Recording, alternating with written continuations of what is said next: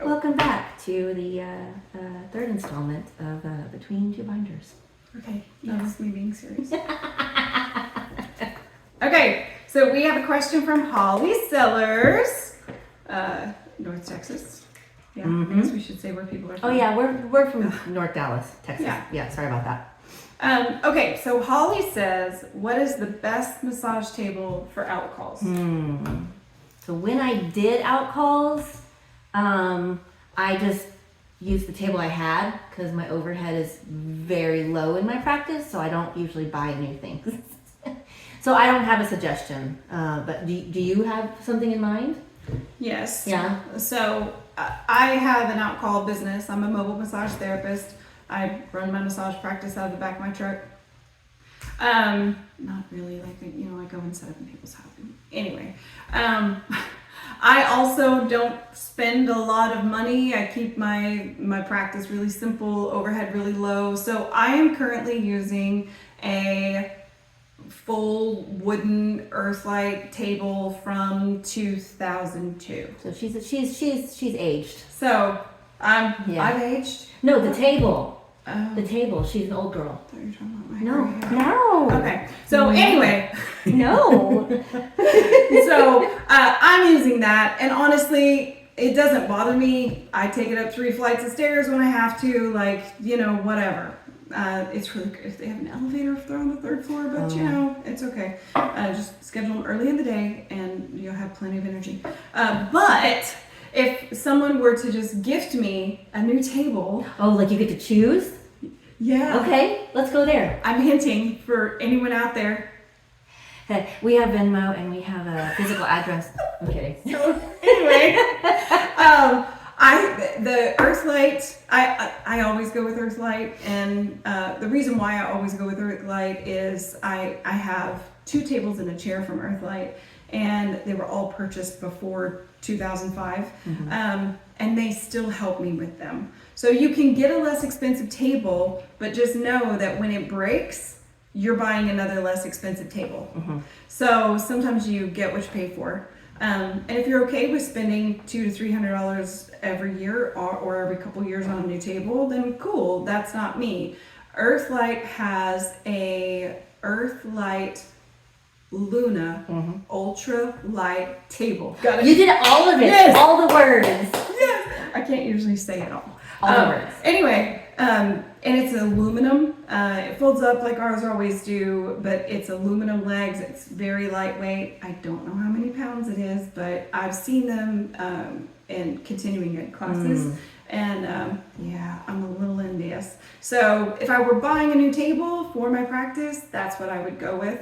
And again, Earthlight, this old equipment that I have had to call them up and say, hey, I need a replacement pad for my chair, for my massage chair, or I need this or that. And even with my massage chair, when I needed new pads for it, they don't make that chair anymore, but they went and found a chair that was comparable to the chair I had and helped me figure out how to custom fit the pads that they now have to the old chair.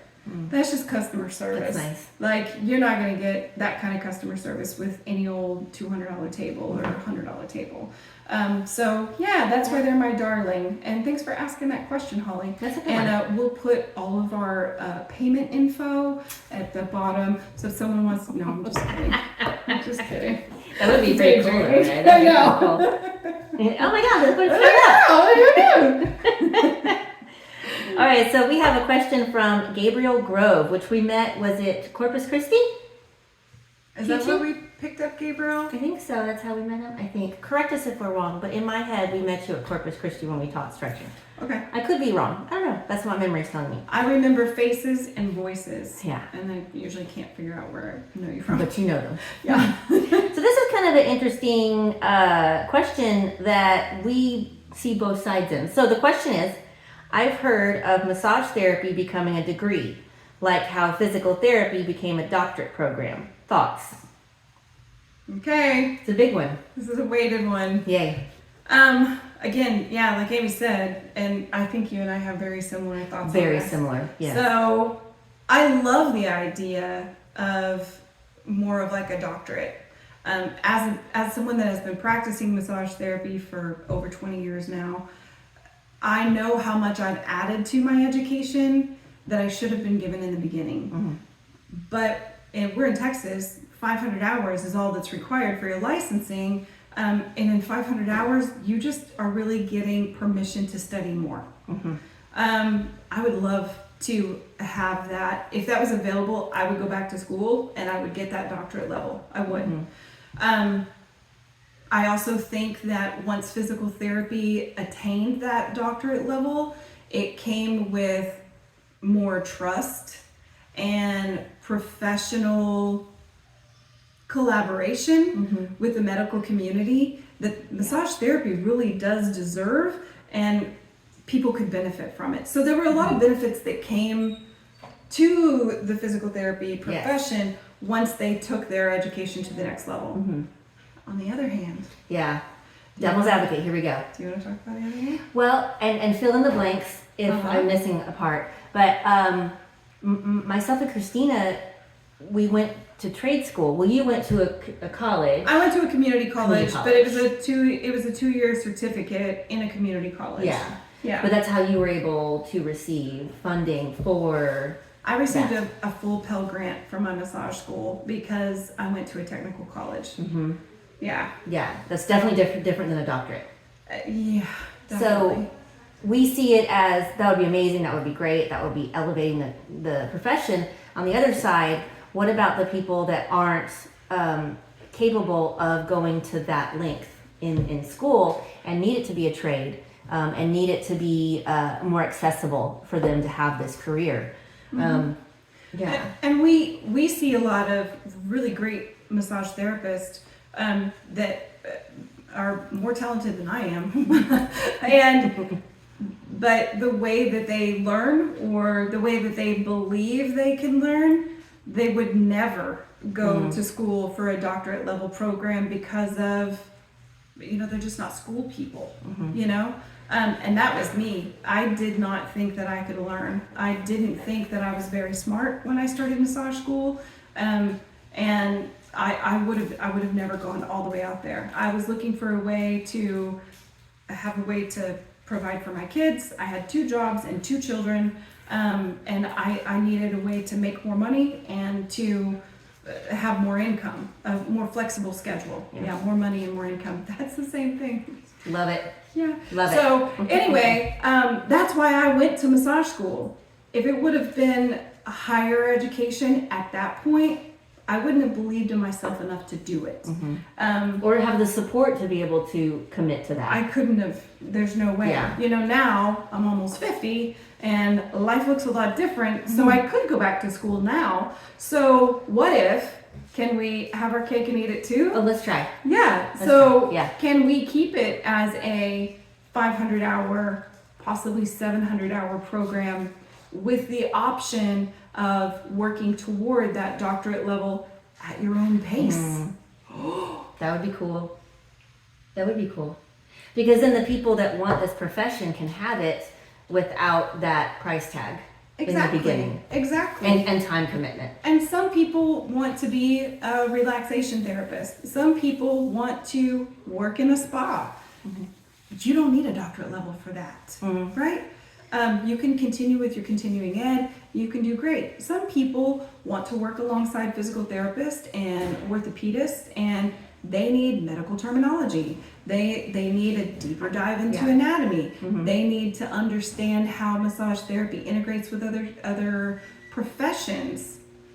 Oncology massage could be part of that program. So why can't we just level up like nursing does? True.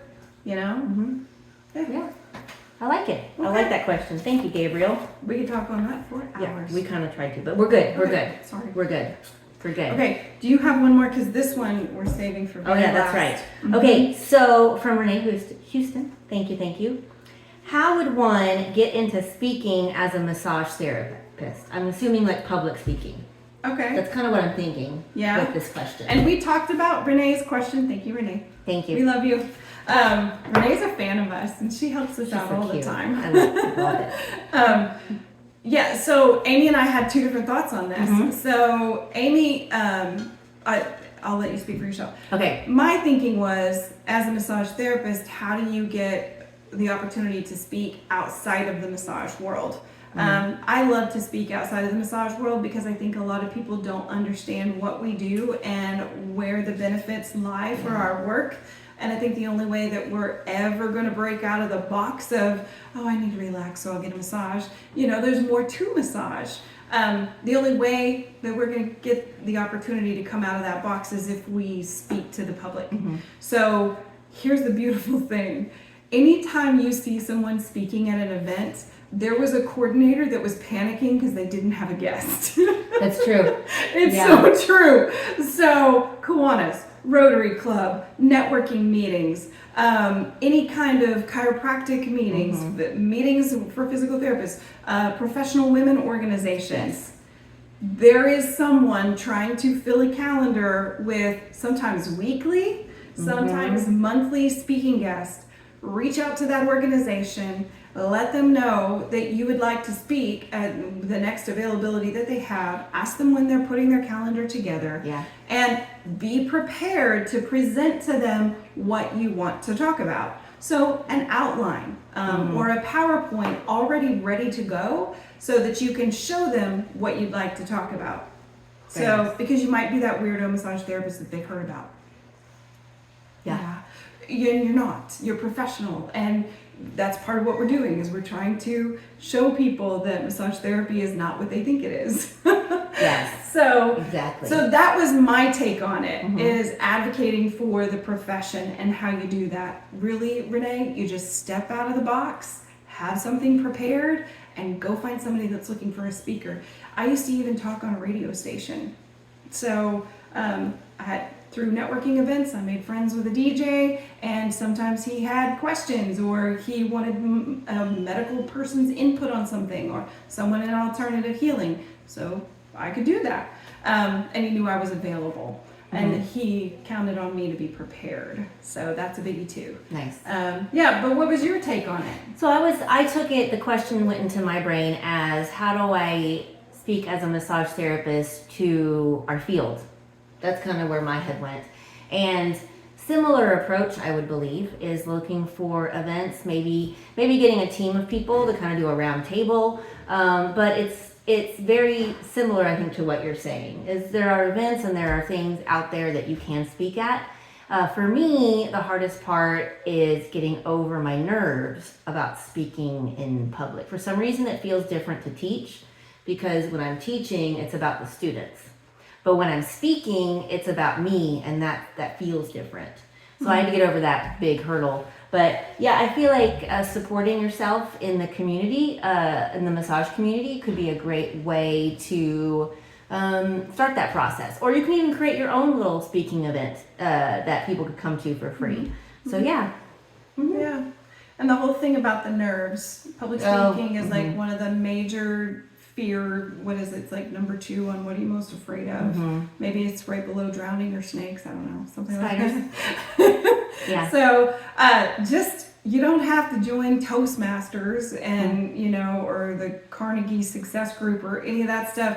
Join your local chamber and start talking to people there. Get on a committee, be on PTA, those smaller things where you're just talking to people one-on-one, you're learning how to present yourself as a professional.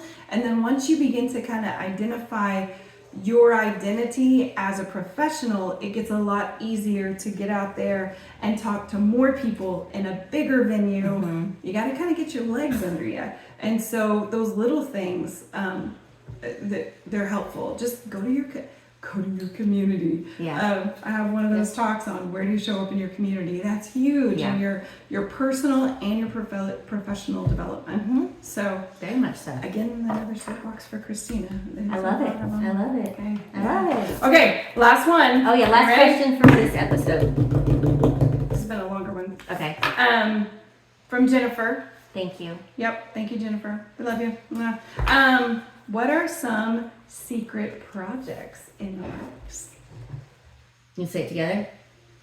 Maybe. Well, it's a secret. I'm kidding. Well, it's a secret. We're not going to tell you yet. You got to pay attention and watch and follow our website. Okay, so when my kids were little, Mhm. we would go on super secret adventures. Can I tell you the truth about the super secret adventures? Yeah. So I would always have a rough outline of where we were going to go and what we were going to do, but this was in the days before you had maps on your phone, so I had to count on my ability to read a map or to understand instructions.